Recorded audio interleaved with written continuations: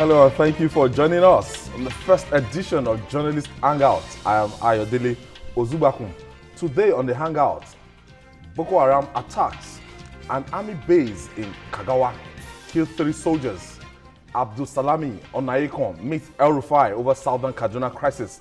And later on the Hangout, inflation reaches 11-year high at 18.5%. I'll be joined by Babajide Kolade Otitoju, Binga Onitilo, and Lekon Shote. So if you're ready, let the Hangout start now.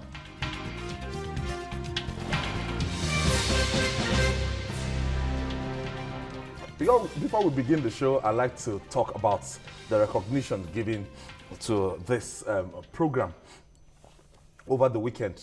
Babajide, we had one of the finest in the industry, Uncle Benson Idonije, writing about how Journalist Hangouts ruled the airwaves in 2016. Yes. What does this mean to the house? It's a massive honor for me to have the best, undoubtedly the best in the industry, describe us in such kind words. What it tells you is that you are doing something right. And it also tells you that there is room for improvement, because he talked about the need for us to improve. We know that we are still work in progress. Yeah. People may be happy with what we are doing, but we still see this as work in progress. Challenged. He has seen it all. He's worked for Fela.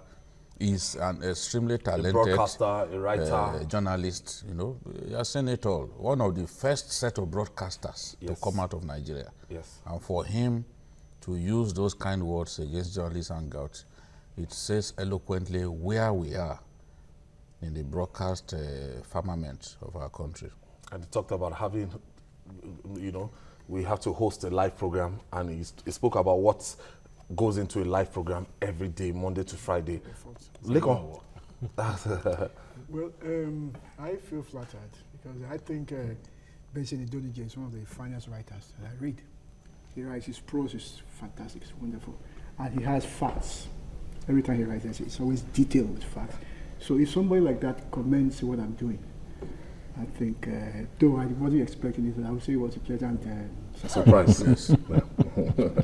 It's like Oprah Winfrey recommending your book to people. Well, I would say it's a great endorsement, and it shows that with the array of panelists and the production team as well, and what we have been able to project to the whole of Nigerians, it shows is gaining massive followership and influence, and it's influencing even policymakers' decision. Yes. Looking at how the vice president called in at that time, how it influenced his narrative. President's wife called in.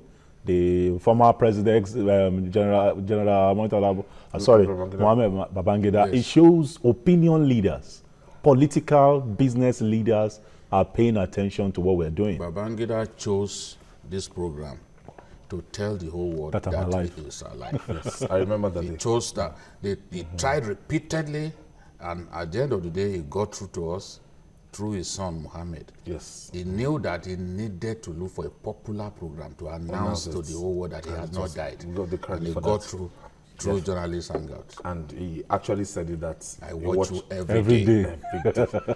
Big endorsement. The only thing he could do to us in the house is to challenge us to be better. Challenge us to do more in 2017. And as I always tell people, Ayo, what this means is that if you advertise your product on this program, you've made a very good decision. Mileage. Yeah. Yes. So it's not about the people you're seeing only on the screen. We have a lot of people back screen, the cameramen, our producers, Abayomi Adisa, John Jacob, doing wonderful jobs. Rashidat, I want to thank you so much. And moving on now, the Nigerian military says it has successfully repelled attacks by the Boko Haram terrorists at Kagawa in Kukawa local government area in Borno State. Army spokesperson Sani Usman in a statement said that 10 terrorists were killed while 3 soldiers were killed. According to him, the operation was carried out with the assistance of the Nigerian Air Force intelligence, surveillance and reconnaissance planes. But this Monday, University of Maiduguri came under attack. A professor and 3 other persons were killed in the early morning attack in a mosque in the senior staff quarters of the University of Maiduguri, Borno State. Top government officials have issued statements to condemn the attacks. But will this provide a solution to this endless attacks now? Gentlemen, we thought by last December, when we took on Sambisa and celebrated the capture of Sambisa Forest, we saw this coming. As we predicted on the show, we saw this coming. But we didn't know the style it was going to take. And Jide used to say it that Maiduguri is the most fortified town or city in Nigeria today. So if these people, they've mixed with, the civilians and they are wreaking havoc, it calls for real source of alarm if we should work on our intelligence. Yes. I think these people, they've left their camp. They are now with us. It's beyond that. I think the feat that we have recorded against the insurgents is grossly exaggerated. And I say this with a high sense of responsibility. I am a Nigerian. I'm worried. I'm worried for our country. I'm worried because every time I sit down, I ask myself, when will this campaign of bloodletting by Boko Haram end? I'm worried. I want to see it end. But I'm worried about the strategies, the tactics that we are using to fight the enemy. I'm worried about the fact that we want to be praised even for little achievements. I've said it that Sambisa Forest is not the last and will not be the last major scene of battle with Boko Haram. I've said that the last area that our soldiers need to defend and keep the enemy away is the area along the Lake Chad shoreline, if I can describe it as such. And we have seen clearly. And in saying that, I repeatedly told our people that for a long time, the threat to our soldiers was not coming from Sambisa Forest. Therefore, in my view, taking over Sambisa Forest will not stop the threat to our soldiers. I've been massively proved wrong.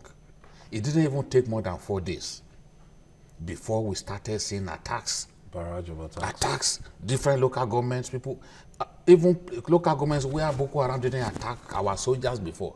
They are taking on our soldiers. They went to Ran to attack our soldiers. They went to this Kangaroo that they are talking about. They attacked our soldiers in Kangaroo in November. On December 4, they attacked our soldiers in the same place. Kangaroo is in Moba local government, which is along the border with Chad.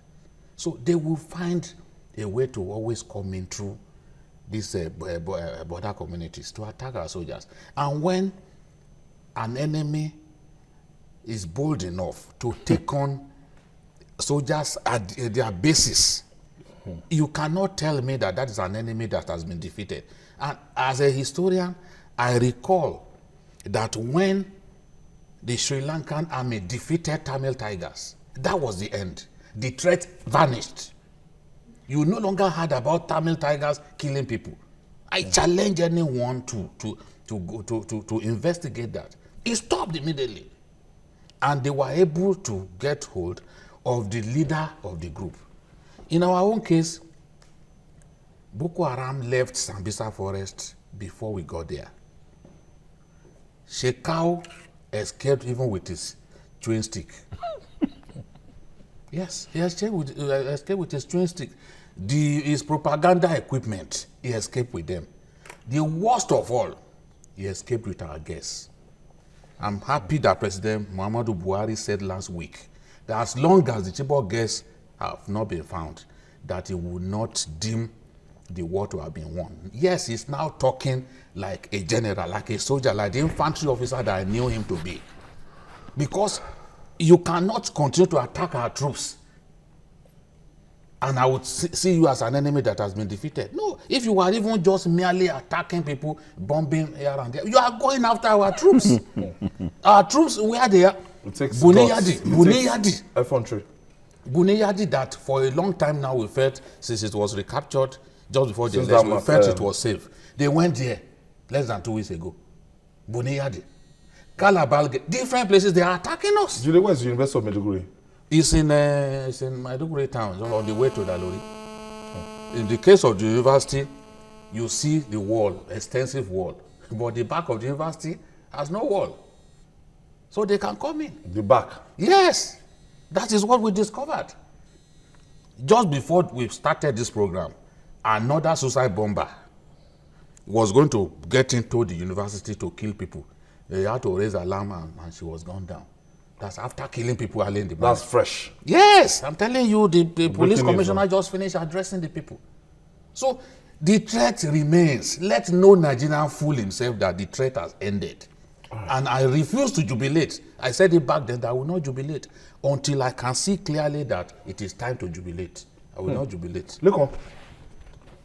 The way it's going, even the minister right now should be on his way with the Bring Back Our Girls campaigners on the tour of Sambisa Forest to show, I don't know, maybe the emptiness girls are not that there, is the emptiness and everything. But before you respond, let me quickly take this commercial break. We'll come back after this time out. It's still Journalist Hangout, reaching you live from Television Continental here in our headquarters in Lagos, Nigeria.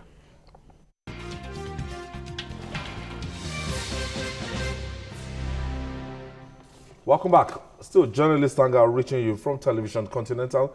And Lekon, we're talking about the facility tour, or not facility tour, the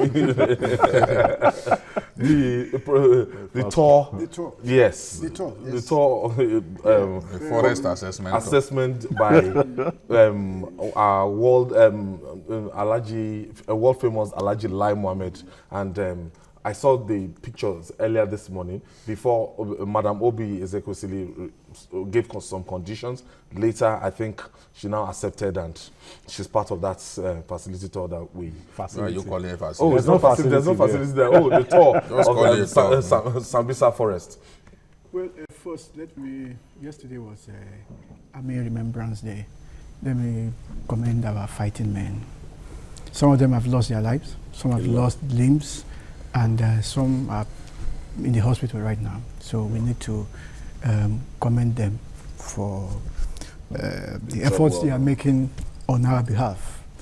Now, this facility tour that Ayo keeps calling facility tour, like we observed some time ago, that Sambisa Forest is about the size of a country called Belgium. So I think this is part of the propaganda machinery to tell people that the federal government is in control of these massive expanse of land. Somebody then said that to me, that don't I think that the attack to the army base last week was just a way of Boko Haram telling us that, listen, you don't quite have any control. They also know, for them, it's also a propaganda war.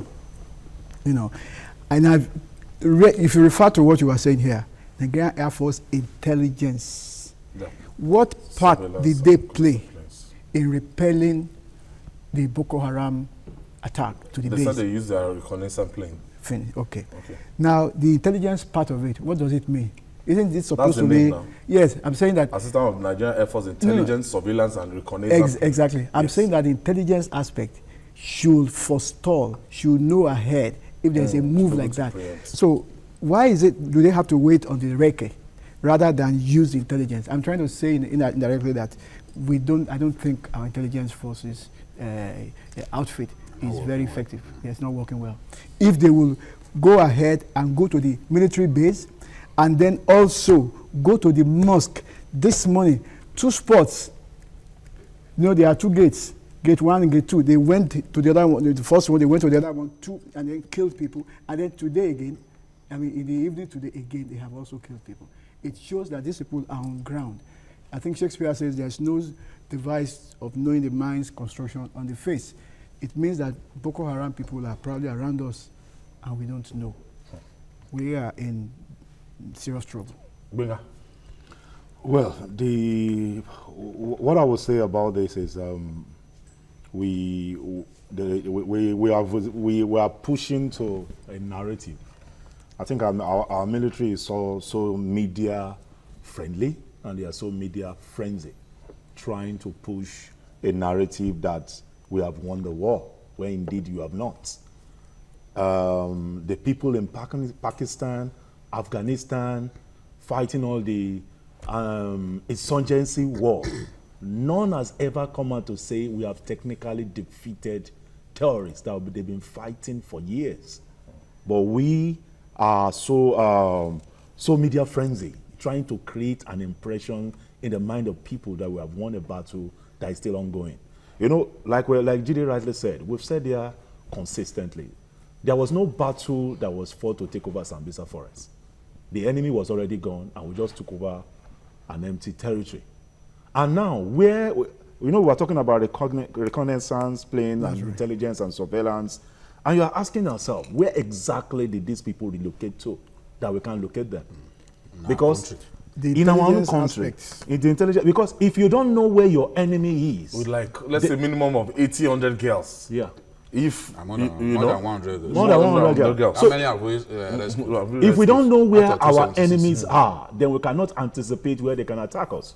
And part of the thing I keep saying is this: till you know where the funding of Boko Haram is coming from, if you cannot follow the trail of the money, the funding, we cannot say we have defeated them, because that is where their strength, for them to have the courage to keep visiting battalions, to keep carrying out attack against battalions, military formation, every now and then. They are just testing the strength of our military, and they are telling us what they have in their arsenal. But for me, I believe something more sinister is still being planned. All that we have going on right now, is still a prelude to something more sinister coming up. And I think we need to rise beyond the issue of all this media frenzy and focus on the real issue. Intelligence gathering. Dealing decisive blow on them and taking the battle to them. They must not keep coming at us. We must take it to them, because if you can't, we must find out where they are. That's the issue here. They are the ones who always find out where we are. And you keep, just some days back, I think another senior officer in the military by IED. And you find out most of them keep dying by IEDs, telling us something. They know the movement. Is it that we don't even have minesweepers? If you have minesweepers, how come the IEDs keep being planted all over? They can't use, most times, those IEDs kill people on normal roads. Yeah. You can't deploy minesweeper on roads that vehicles pass. The man who was killed in Beta, they knew that he was going to pass through that place. They knew that he was coming from where did they somewhere. get the intelligence from? There are moles in the army. So those are the issues to deal with. These moles have been found out in the past and put on trial. When they put soldiers on trial, Nigerians will be shouting, "Oh, why should you put them on trial? Is it their sentence?" Some people were even saying no, that soldiers that they told them to go and commit suicide by fighting without weapons. When did Nigerian soldiers ever fight without weapons? People have said repeatedly that Boko Haram has more weapons than the Nigerian. It's the height of ignorance. It's the height of ignorance, and I know it. The height of ignorance. The best weapon that Boko Haram has is anti-aircraft batteries, and they took those weapons from the Nigerian army. So, an army that has not got air force, you are saying that it's more equipped. More empowered. There is no Nigerian soldier, and I've spoken with soldiers even of the rank of brigadier. No Nigerian soldier will stand before me and say that Boko Haram has more weapons than the Nigerian army. It's ignorant politicians and people that will say so. But there are moles. In the army, there are people who are undermining the genuine efforts of other people. And we know it. Even after President Buhari came to power, they put some of them on trial. The other day, Ezekwesili was angry with the Attorney General that they shouldn't put soldiers on trial. What's your business with soldiers being put on trial? Well, that's where the problem of intelligence. An Air Force officer was supposed to drop bombs on Boko Haram men. He said the people that he saw looked like people who were praying. He refused, and those people came back and killed our troops. And you don't want such like people that were praying. Yes, yeah. You don't want such people to be put on trial. Why no soldiers who deliberately brought knives, cut their own legs, so that they will not be deployed. Remember, after President Buhari took office, soldiers who had gone through training in Jaji, on the day they were going to be deployed, they were nowhere to be found. So if people are reluctant to fight, yes, I'm saying that there are people in the army who are undermining the efforts of genuine fighters, genuine patriots. And we must commit to identifying such people. I've been told that even some people who were dismissed the other day, that what they found in their accounts was humongous. When you put some people on trial, people like Ezekwesili will come out to say, no, why should you put people on trial? When you don't know what is going on in the army. But it is still happening as we speak. What's the work of DMI on all these issues that we're talking about? If they are finding people out, if they are discovering moles in the army, remember when our soldiers were killed at Gashigari, where some of them ended up in the river. Remember, I said it that some of them drowned. Last week, the army confirmed that there are about 16 officers or so drowned. I had said it about 8 weeks ago. That's a fact. Now, when our soldiers, after the attack on Gashigari, the army arrested some people from within their ranks that they suspected provided information to the enemy. That is what we should encourage. If we do not flush out the moles within the army, the bad eggs, the black legs within the army, there is no way we will be able to win the war. I have Koka from Maiduguri. Thank you for joining us, Koka. Yeah, thank you, sir. All right. Buka. Thank you, sir. Good evening. Good evening. Go Buka. ahead, is your contribution, Buka. Yeah, Maiduguri. We really appreciate your effort. We like your program, and been watching this program for long, sir. Thank you, The Buka. problem that we have with Boko Haram in Maiduguri, most of our politicians are Boko Haram. And I don't know what the EFCC is doing with our people here. The Magu people are not doing anything. There is so much corruption in Borno state government. Just recently, one of our chairman of the local government was caught with a Boko Haram who killed one of the councillor's father. And the councillor saw him, went and reported to the SS, and he was caught. And nothing is fed to the world. Nobody knows. And one of the councillors in Kaga local government was caught with a Boko Haram, one of the members of the Boko Haram, a commander. And that man was intercepted by the civilian JTF and handed it to the army or the SS. I don't know. Nobody is saying it. And most our people here, there are so many people who are in Boko Haram, and people know that those in the government used to cover them. So the only thing that the government should do, and the government of Buhari should emphasize, is they must call the government of Borno State in order. If not, there are something which Thank you, Buka. Thank you for your contribution. Still ahead on Journalist Hangout, members of the National Peace Committee meet El-Rufai over Southern Kaduna crisis. Details after this break. We'll be right back. Stay with us.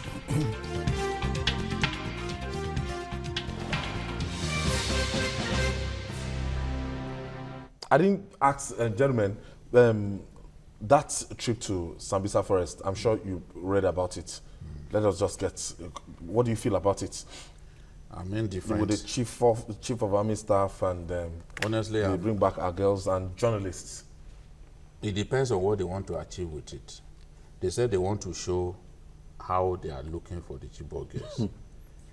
But since we are in control of Sambisa now, we do not expect that those girls will be there. We want to show them how we search for the girls, Abi. So we should go and search for them elsewhere. There are other forests where Boko Haram can hide. And I've suggested repeatedly that, look, the fact that we're taking Sambisa does not mean that we are safe from them. Now, look at Adamawa in the Madagali area. Boko Haram operates freely there now as we speak. Yeah. Last week, we carried the story of Boko Haram kidnapping 4 school girls in the Madagali area. They've not stopped. And why are they able to do that? Because you have the Goza Mountains stretching into Mandara Mountains. The Mandara Mountains, they continue to take refuge on Mandara Mountains. If you harass them, they run into Cameroon on the other side. So it's safe. And Madagali is also is very close to Sambisa Forest. It's extremely difficult to police the whole of Sambisa. When they chase them, they run into that same Sambisa Forest in the Madagali area, which means that some of them could still hide inside Sambisa itself. Look on. Well, there's a Yoruba proverb says, what you are looking for in Sokoto is right inside the pocket of your Sokoto. Why are you carrying BBOG crew to Sambisa Forest? Are you planning to ask them to keep quiet after today? I think government should rather intensify intelligence work and look at the 5th columnists within the military and flush them out. I think we are fighting a war and we are bringing PR campaign into it as if we are campaigning for election or re-election. I don't see what this is going to achieve. Like he rightly said, is it that you want to silence the BBOG people from advocating? I keep championing the cause of us finding these girls. I think what government should be focusing on right now is intelligence on where exactly these guys are and where they are coming from. Where are they getting their ammunition from? Where are they getting their information from? Where are they getting their funding from? Where did they take our girls to? Those are the real, because if you say you have your Air Force and they do some form of reconnaissance, they do intelligence, they do surveillance. I'm wondering what is the scope of their surveillance? Is it that the aircraft we have, is it the surveillance? Is it for you to move 80, 100 girls across a long stretch of road and we say we have surveillance planes? The Mama and Noor faction alone, that is the rival faction to Shekau, announced that it had 83 guests. That's one faction alone. How did they move them from where to where? So with the guests that are still with them are in excess of 100. No, Ayo, I think our Air Force still is a bit under-equipped. We have drones. So what are we doing? The drones not monitoring them when they were moving people, and they moved their heavy equipment, not just heavy equipment. And we never saw them moving? We didn't see. Okay, let's what we do, we keep hope alive. Don't get tired, Jide. We keep hope alive. And last Friday, members of the National Peace Committee, led by a chairman and a former head of state, that's General Abdusalam Abubakar, had a closed-door meeting with the Kaduna State Governor, Malam Nasir El-Rufai, over the killings in the southern part of Kaduna State. The meeting was part of its efforts to tackle the incessant killings in that part of the states where hundreds of lives have been lost and properties worth millions of naira destroyed.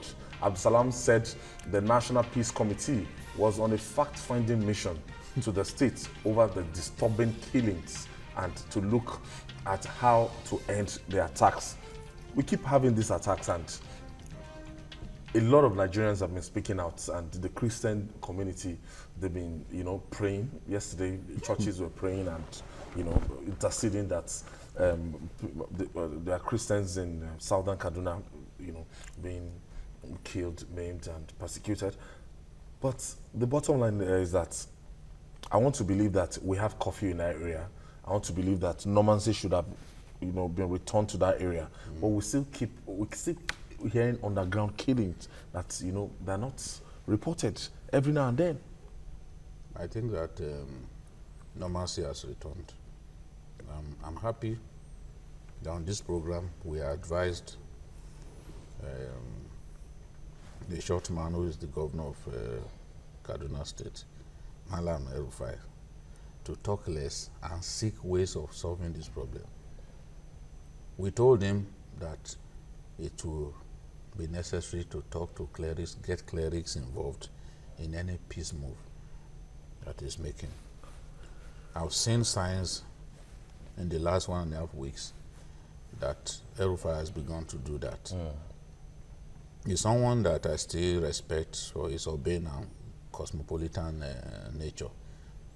But I can't say I've been happy with the way he has handled the crisis in southern Kaduna. NEMA says only 204 people have died. You can imagine, only. The leadership of the Cavanchan diocese, Of the Christian Association. Catholic diocese, says 800 plus died. We can't be arguing over the number of people who are dead. In other countries, even if 204 should die, not in a state of war, should die in 204, maybe you say? 204 in ethnic killings within a country, it can bring down a government. It can bring down a government. In other countries, it can cause a minister or even the governor of that place to resign. So we are not in the business of finding out who is lying between the Christian leadership and NEMA that says only 204 people died. What we are saying is that even 204 people is too high a number. We must begin to put value on human life in Nigeria.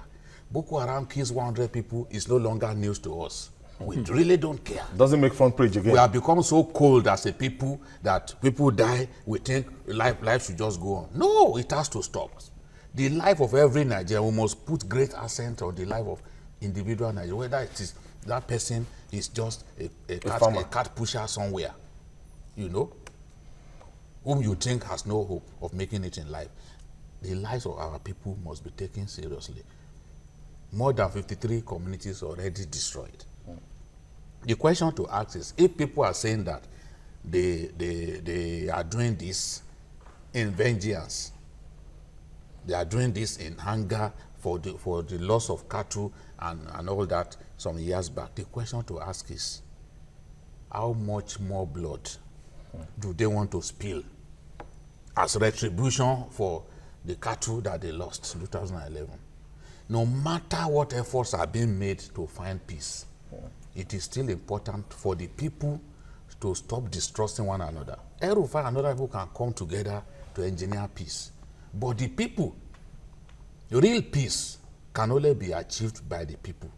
The people themselves, not people from outside. They must agree to live together. They must agree that the bloodletting has to stop. I know that Oyebade, the GOC of One Div, has done his best. He's gone there, had meetings with these rival trying to mediate. Groups. Yes, trying to get them to stop killing one another. But it has not ended.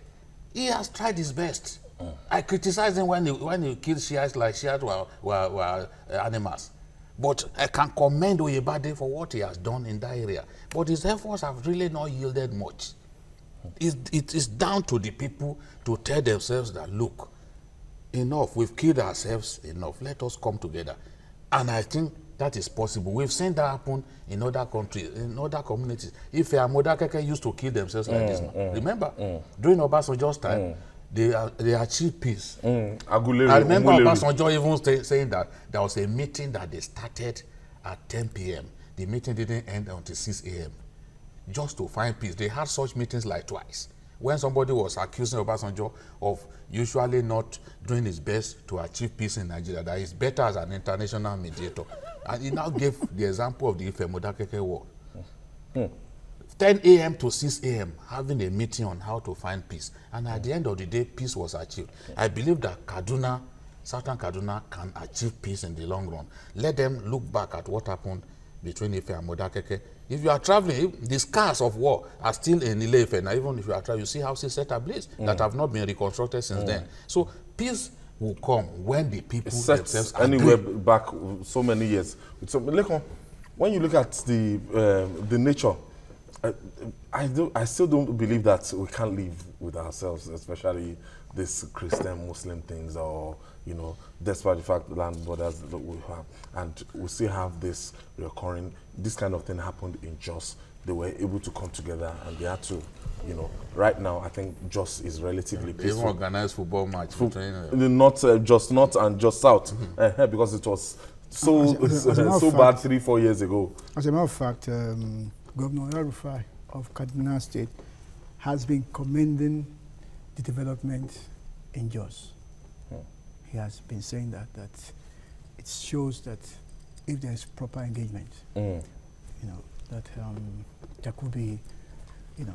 But I think we need to move this discussion beyond just what is happening in southern Zaria. There is the Shiite group also that is not completely happy with the Kaduna State government, the way it's handling the whole issues. I think government needs to engage very, very seriously. It's okay, some people will come from outside of the state. Incidentally, the Peace Commission includes Father Kuka, who is and then you have Cardinal Onayekon, and then of course you have the Sultan, you know, which is good. But just like Julie has said, there is need to engage the individuals themselves. How about their traditional rulers? How about their opinion leaders? There must be people like that, people who are influential in those communities. You know, the pastors of some of the most, like Equa Church, for example, churches that have grown with them is the dominant church in that place. Over the years, that a lot of people who are even alive now, those churches have been there before them. They are churches are their family churches. The pastor should you need to the peace move. Exactly. Embrace peace. You can't bring people from outside. I mean, it's okay. Chiefdoms. Exactly. You need to do you know something that I was told that when the former governor Yakowa died, the Christian governor died, that people were jubilating. Some people. If it is true, I want to not believe it. If it is true, that tells you how volatile. Exactly. So, you know, so that means there are issues, Kaduna State, and people have good memory. They remember things like that. So we need to. That's the governor of the government of Kaduna State, in addition to the federal government, needs to really swoop in, get down to the basics, to the levels of the people on the street, people on Main Street. Main Street have to be engaged in this matter. Let me quickly take this commercial break again. When we return, we'll talk more. It's still Journalist Hangout. Stay with us. We'll be right back.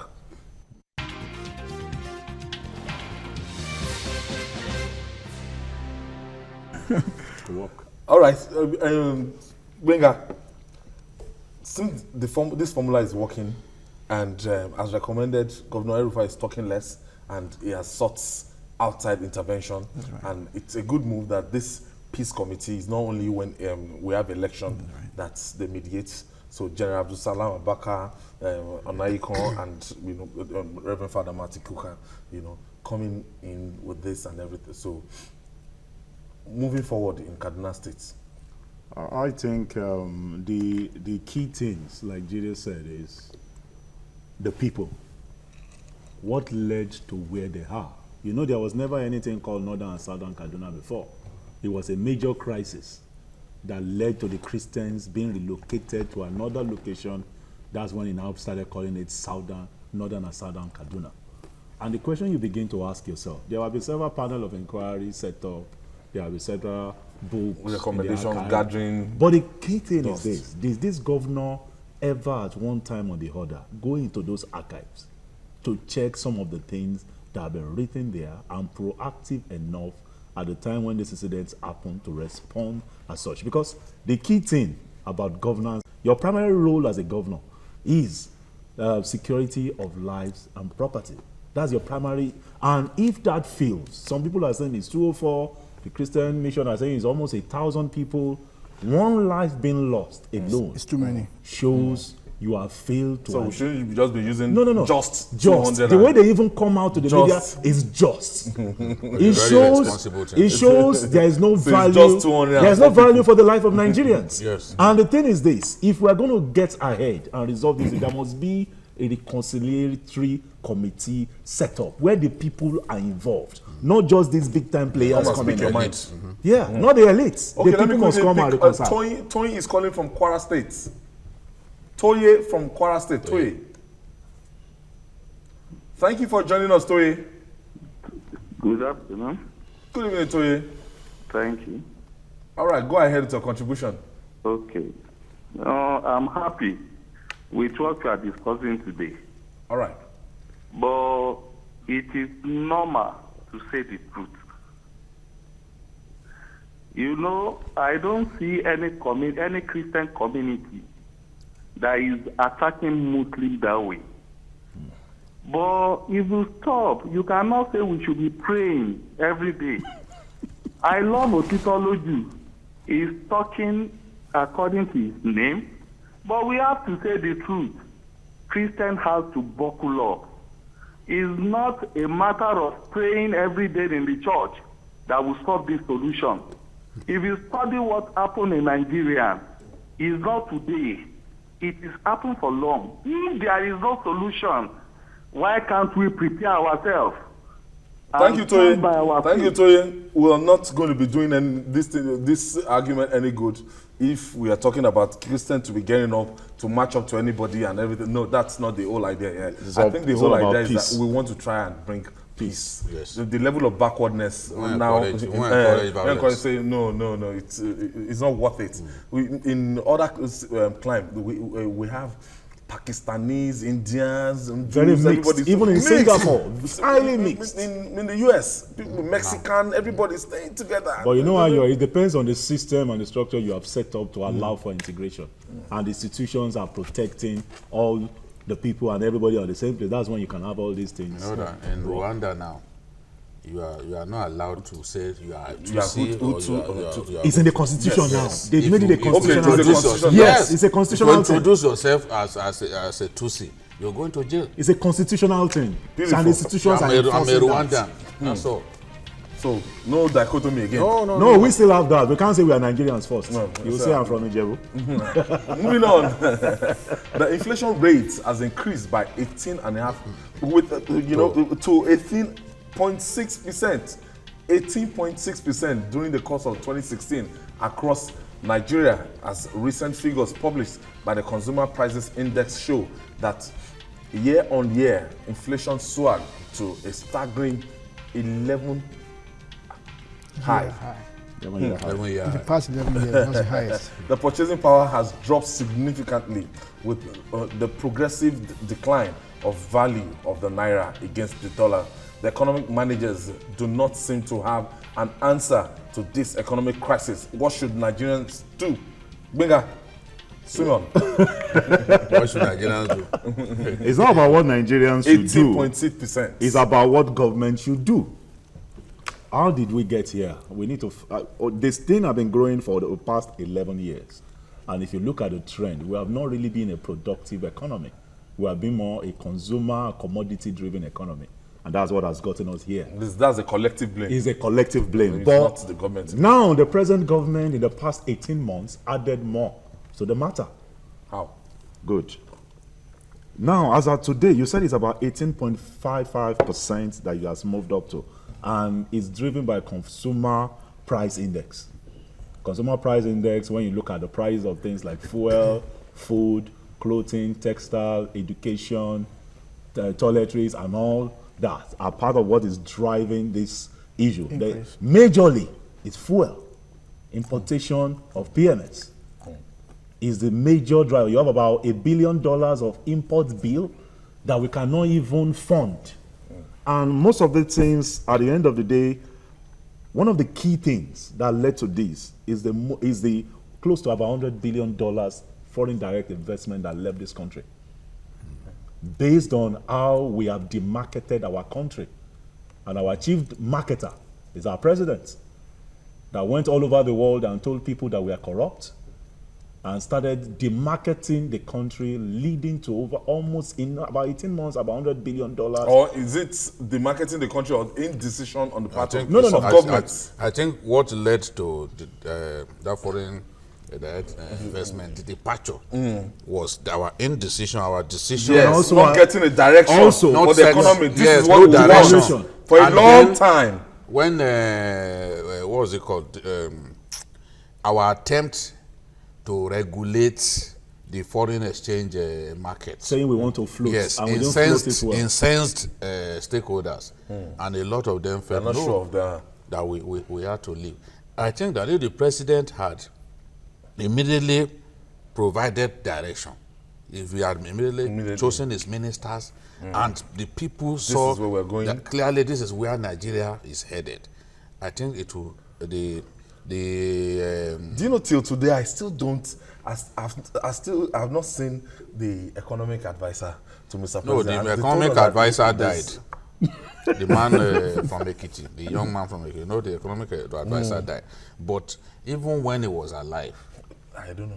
We hardly heard about him. But the issue, the most critical issue of them all is there's no harmony. We don't even have a harmony between our monetary and fiscal policy.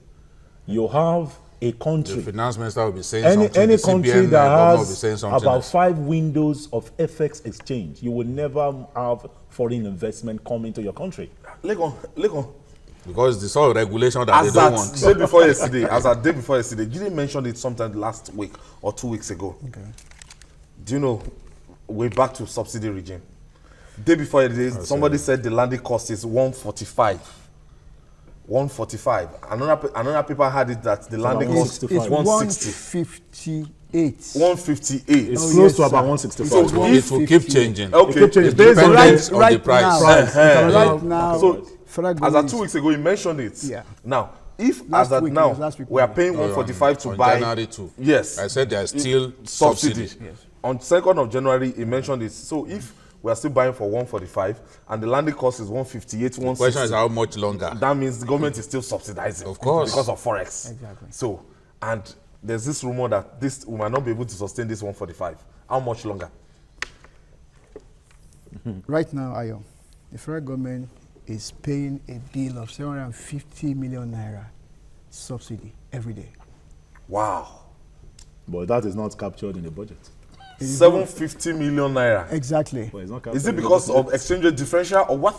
Whatever it is, part of it. the point is that that is what is happening. Right now, Probably. the dealers, they are, They can't import. it's only NMPs that is importing. NMPs. Only NMPs that is importing anything. So right the now. major marketers now, they're not. No, they are not. Because However, of this Forex. So it makes no No, sense. it makes no sense. Today, But- if, for example, if you took a loan from a bank, you look at the Value of exchange, value rate of of the exchange exchange rate, it keeps changing. It's not static. Even the price of oil in the international market itself keeps it's not changing. static. It's not static. So it makes it difficult Yes, for you a can't marketer. plan. But you know why NMPC is the only one that keeps bringing it? They are bringing in at the peg rate of about 285 naira to $1. Whereas you have the interbank exchange close to about 310.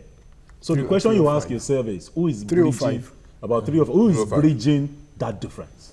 So that That's the- difference, that's the- and that difference that has differential been is, captured by what the allocation being given to the refineries, about the 446,000 barrels that were given to the refineries.